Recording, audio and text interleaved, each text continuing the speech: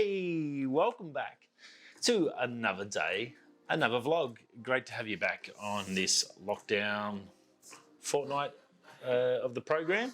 Good to have you back. Another day, day 3, day 2, depending which way you count from 0. If you start at 0, I'm just a figure of start at 1 and 2 and 3. So let's call it day 3.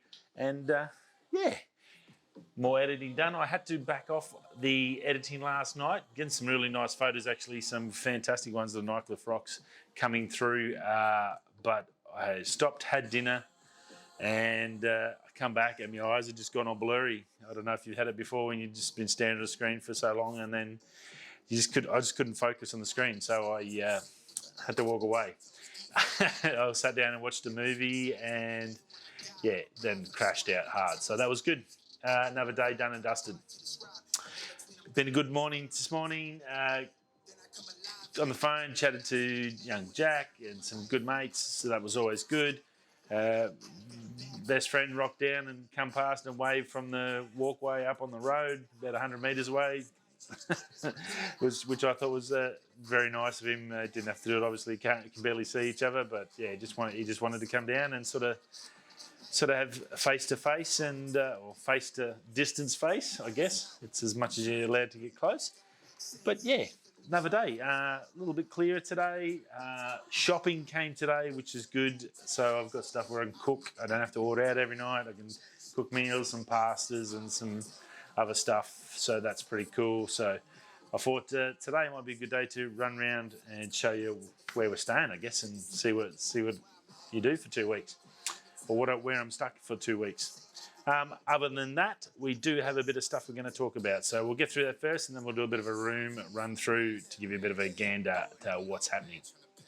Now, big news out today, there was, or I believe big news for myself and for Australia, is Tasmania has their peak tourism body has asked for a travel passport or a vaccine travel passport. So basically, the way they're looking at it, and I think it probably will get up, is you won't be able to travel to Tasmania without having 2 vaccinations and the paperwork to prove it. So, yeah, look, thoughts on that? I mean, there's obviously, it's a very polarising question.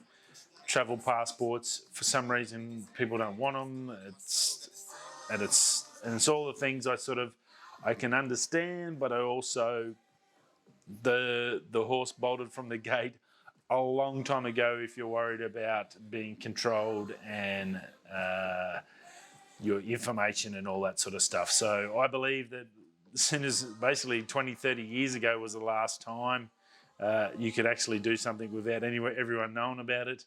The days of the internet, and as soon as you're on the internet, everyone knows that's there forever, and every agency on the planet has you.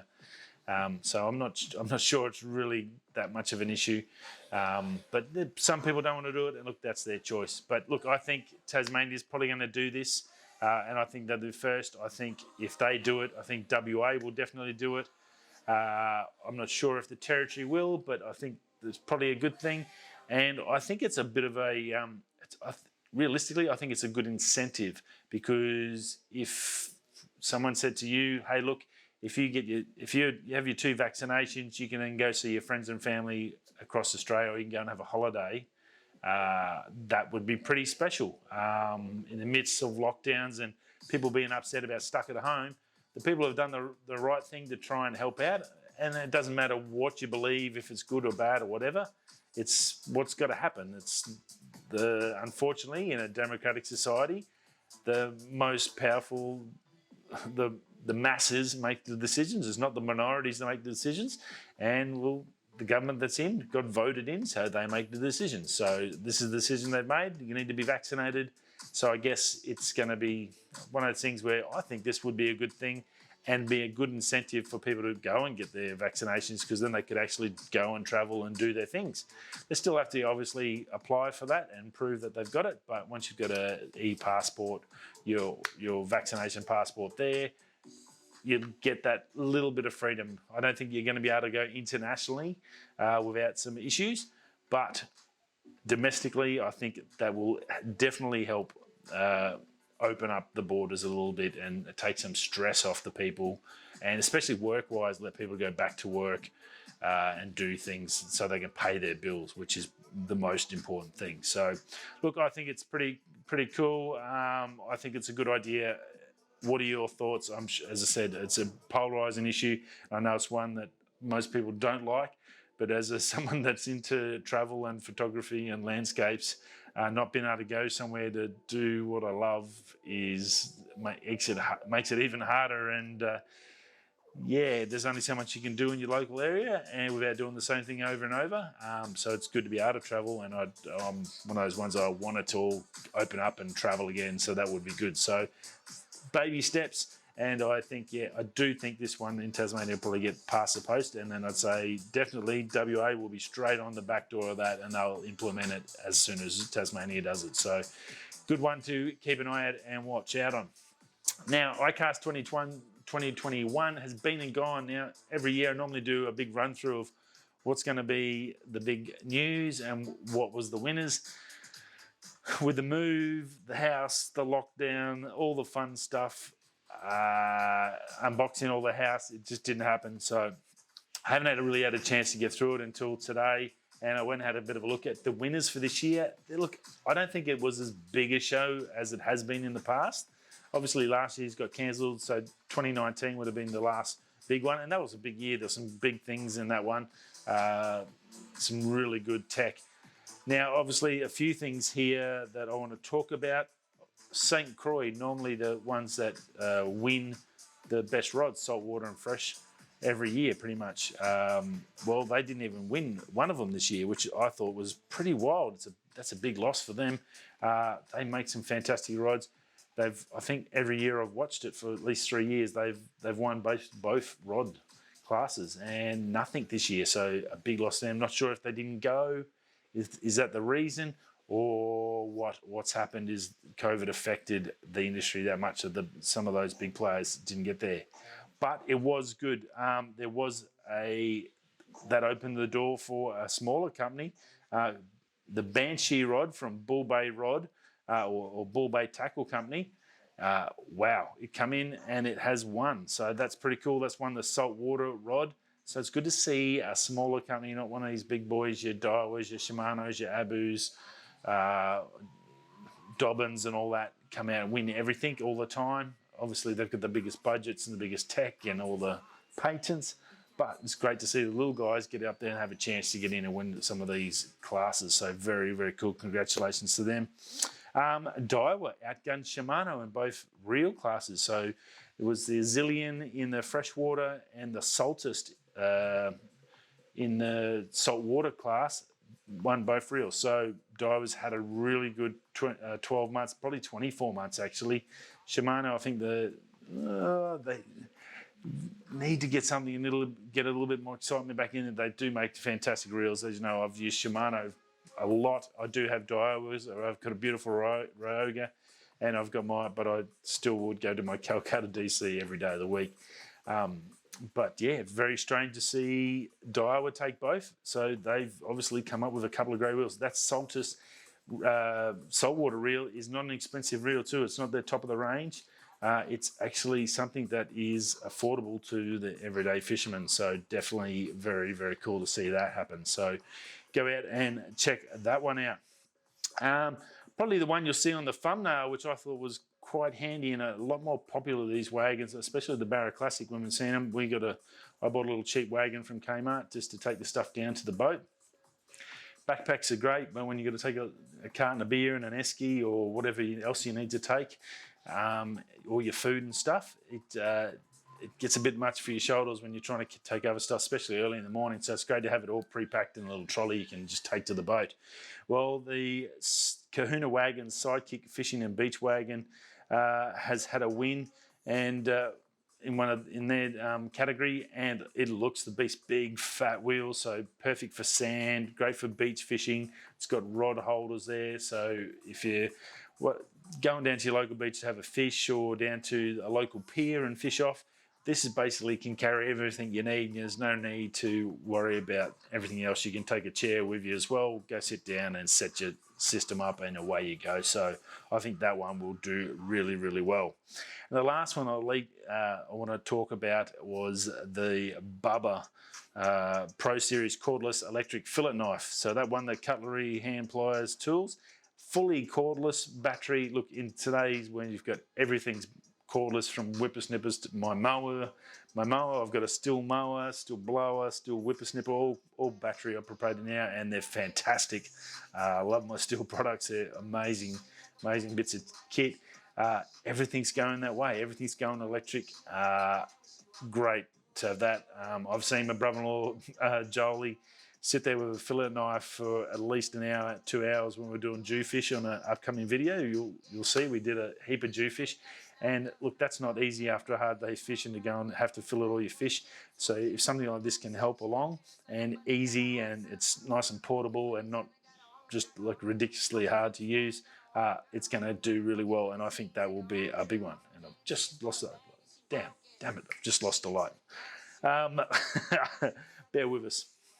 I should have charged that. That's my fault.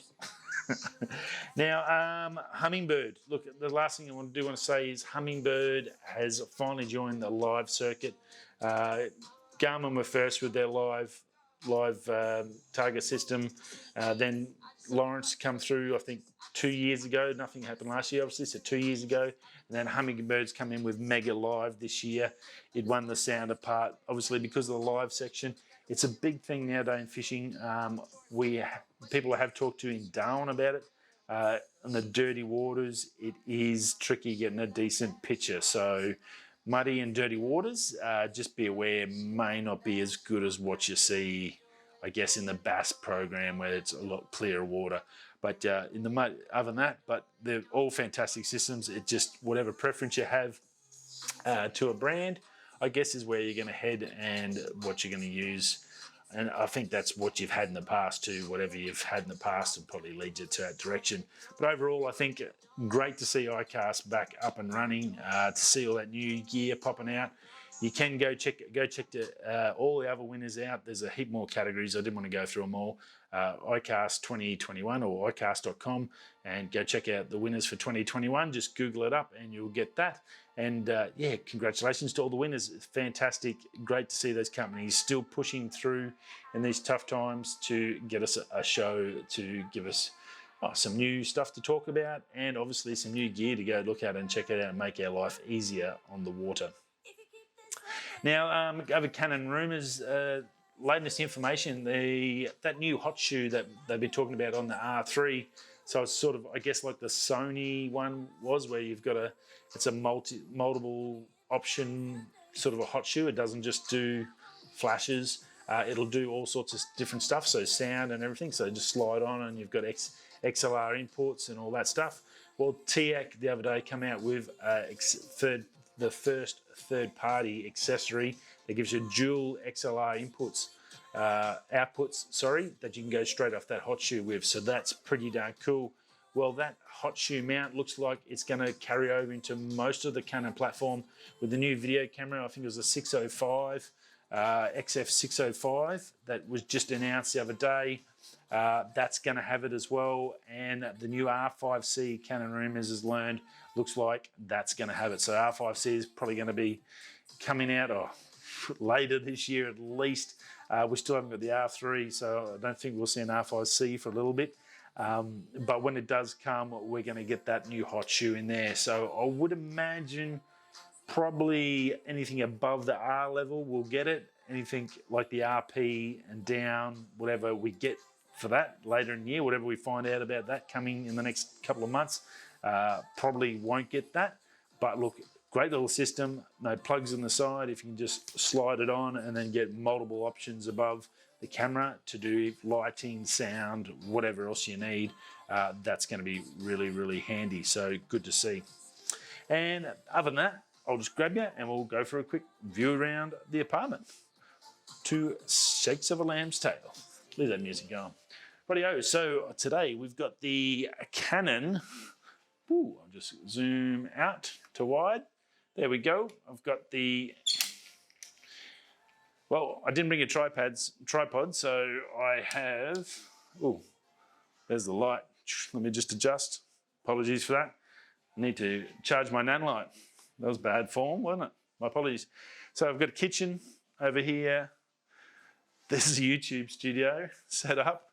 I've got my other nan light there on the front, and I've been running just this off the chairs. No tripods. I had no room to carry that. Yeah, editing desk, editing office. And in here's a bedroom that goes out to a balcony. That's all I've got. That's the only outside air I get to see for the day. So I just swing you around and bed, all my gear. That's where I'm living. Still living in suitcases. I finally got a house and I'm back in suitcases. And that's my view of the Perth freeway. Not much fun. Anyway, so it is like got laundry, so bathroom, all that sort of stuff. Really, really can't complain. Super stoked just to be able to go back to my job. A lot of people that don't have that option. Apologies, swing you back around. And yeah, well, it's good to be actually here and doing this again. So good to see you all. Anyway, I'm going to go back and do some editing. Hope you've enjoyed today's little show. A little bit of something different. Thought I'd show you where I'm staying for the next 2 weeks. Yeah, go check out those iCast winners. Some great little products there if you're looking. The winner of the show was a small little plastic gill bait. Obviously, we don't really use them much in Australia. We're not a bass regarded one, so I didn't really mention that one as much. But there are some other some great products there in the clothing range and wet weather stuff too. So definitely something to go check it out for everyone. Okie doke. That's it. Another day, another vlog. I will see you all again tomorrow. So if you're coming this way, that way, I'll see you tomorrow. Peace.